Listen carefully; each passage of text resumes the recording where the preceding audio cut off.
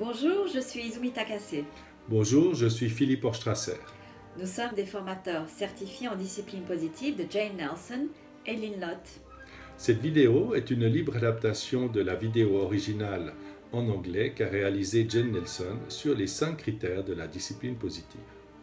Bienvenue dans le monde de la discipline positive, dans lequel vous apprendrez de nombreux outils ni punitifs ni permissifs à appliquer en famille, en classe ou dans le milieu professionnel. Souvent, nous pensons que ne pas sanctionner équivaut à être permissif. On laisse tout faire, on laisse tout passer. Et la permissivité n'est pas plus saine que les sanctions ou les punitions. En fait, n'aimeriez-vous pas remplacer les sanctions et la permissivité grâce à des outils et méthodes permettant à chacun, adulte et enfant, d'apprendre l'autodiscipline, le sens de responsabilité, la coopération et la capacité à trouver des solutions aux défis de l'éducation ou de la vie professionnelle. Laissez-nous partager avec vous les 5 critères de la discipline positive. Le premier critère, c'est d'être ferme et bienveillant en même temps.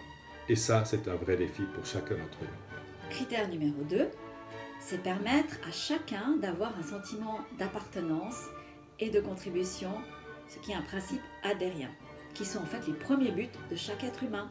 Le critère numéro 3, c'est d'utiliser les outils de discipline positive qui sont simples et efficaces et qui fonctionnent sur le long terme. Il est important ici de mentionner que les sanctions peuvent être efficaces, effectivement, mais seulement sur le court terme.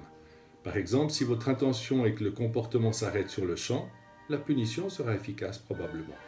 Mais l'approche en discipline positive s'intéresse à ce que chacun pense, ressent et décide.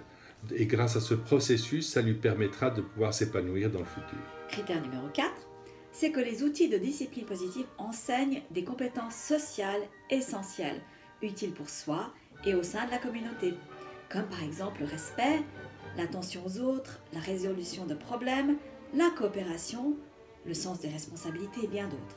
Et le dernier critère, le numéro 5, c'est simplement que les outils de discipline positive permettent à chacun de découvrir ce dont il est capable.